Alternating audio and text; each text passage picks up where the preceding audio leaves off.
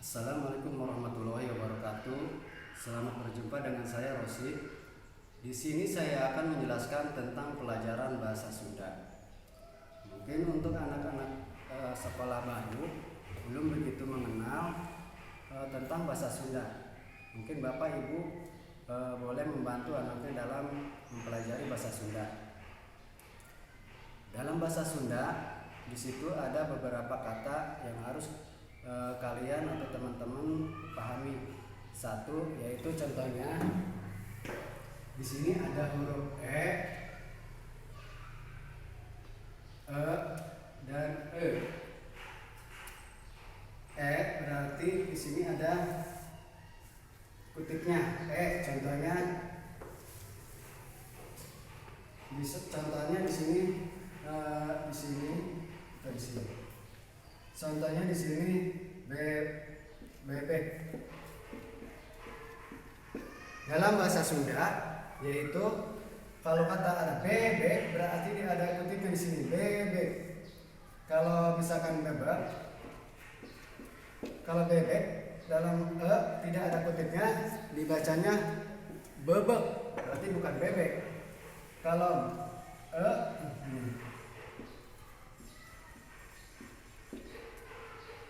berarti dibacanya bebek bukan bebek, tapi ini bebek, bebek, bebek. Berarti kalian harus mengetahui ini dibacanya ini dan ini e. Oke. Kalian harus pahami dulu itu karena itu akan selalu ada dalam kata-kata Sunda. Selanjutnya kita akan membahas paguneman. Paguneman yaitu obrolan atau percakapan. Kita ngobrolnya pakai bahasa campuran aja ya, bahasa Indonesia dan bahasa Sunda agar mudah dimengerti. Di sini paguneman, kalian lihat bukunya. Paguneman adalah di sini ari paguneman teh nyarita silih tempas minimal 2 orang, sakurang-kurangnya 2 orang, 3 orang atau 4 orang atau lebih. Itu contohnya kita ngobrol dengan teman. Ngobrol dengan teman itu adalah salah satu paguneman. Dalam bahasa sastra bisa disebut dengan dialog. Paguneman, percakapan, obrolan atau dialog. Itu adalah arti dari paguneman untuk bahasa Sunda. Paguneman memiliki di sini kita lihat lagi kembali ke halaman 3. Itu ada tata krama paguneman. Tata krama paguneman yaitu kita lihat halaman 7.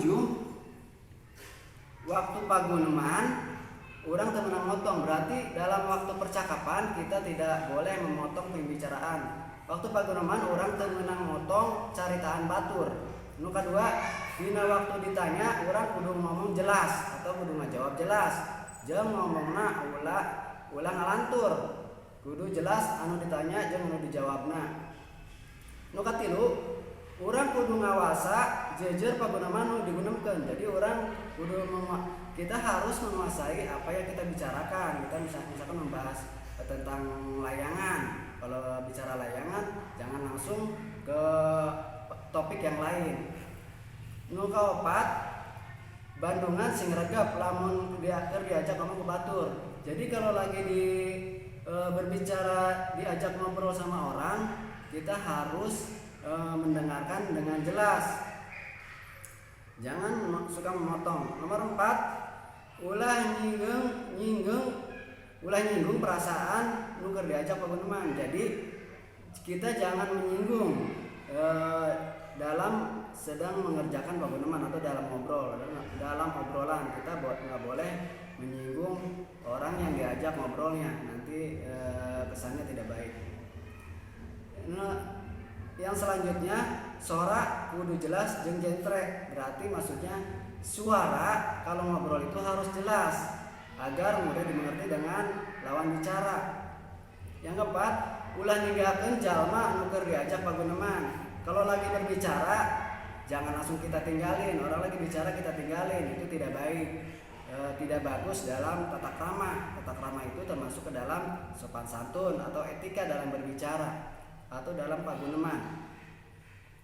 Paguneman juga bukan hanya ngobrol secara langsung, tapi bisa lewat telepon.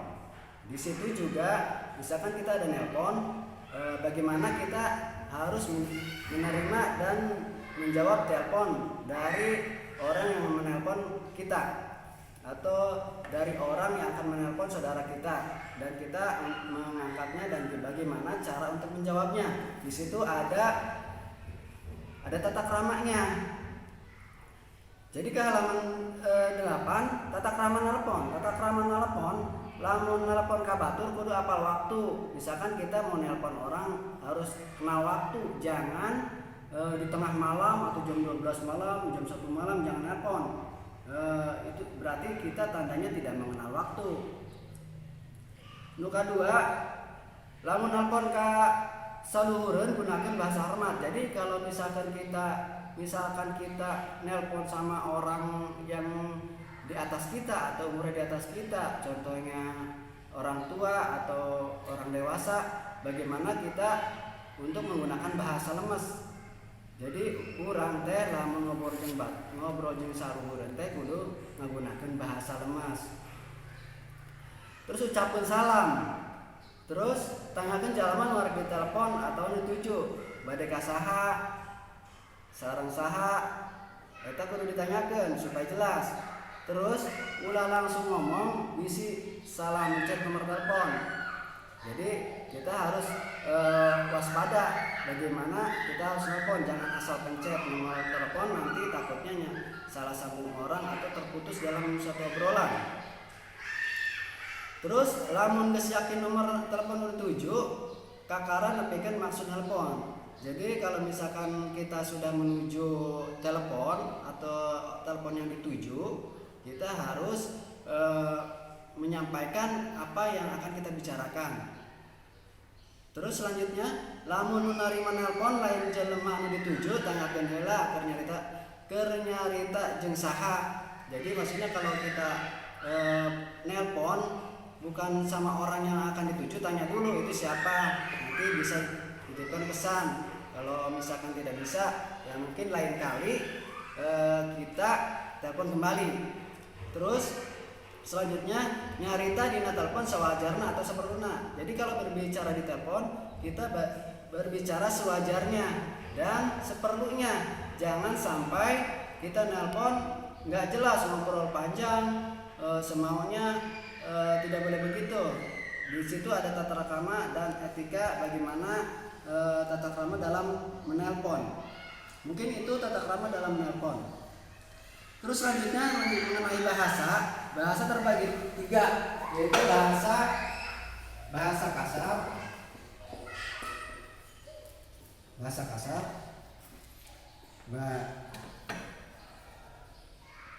lemas, sedang, kasar.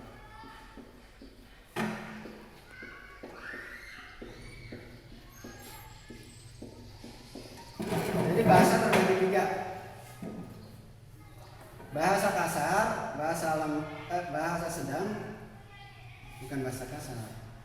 Bahasa lemas. Kalau kasar kita jangan selalu menggunakan kata kasar. Kalau bisa di sini dicampur, yaitu jadi loma. Bahasa loma adalah campuran dari bahasa kasar dan sedang. Jadi kita kalau berbicara bahasa loma itu berarti kita berbicara sama teman atau yang seangkatan atau teman-teman kelas, berarti wajar. Bahasa sedang dan kasar kemungkinan jangan terlalu menggunakan bahasa kasar, bahasa sedang saja. Terus kalau lemas untuk orang tua atau untuk yang lebih dewasa.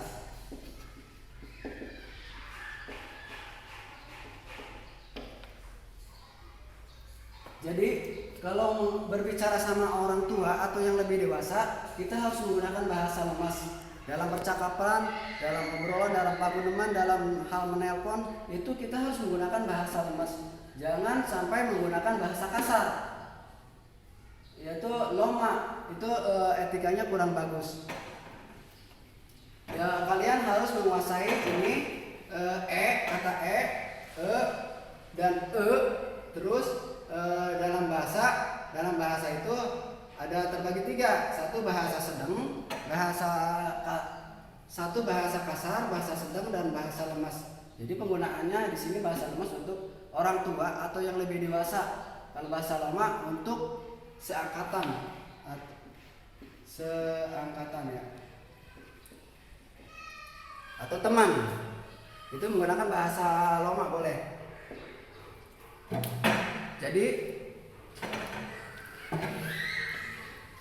Jadi kita kalau untuk bisa mempelajari bahasa Sunda, untuk lebih supaya kita lebih mengerti lagi, kita harus banyak bergaul dengan orang yang mengerti bahasa Sunda, dan kita harus melakukannya secara langsung di lapangan atau di rumah atau sedang bermain. Itu kemungkinan akan membantu mempercepat bagaimana kita untuk mengerti bahasa Sunda. Mungkin sampai sini dulu dari penjelasan dari saya. Untuk selanjutnya kalian boleh mempelajari, lihat dari buku paket atau dari kamus, boleh mempelajari. Kalau tidak mengerti atau tidak paham, boleh menanyakan yang lebih mengerti agar dapat bisa membantu kalian atau teman-teman atau bapak-bapak atau ibu-ibu. Cukup sekian dari saya. Mohon maaf bila ada kekurangan. Saya ucapkan Assalamualaikum warahmatullahi wabarakatuh.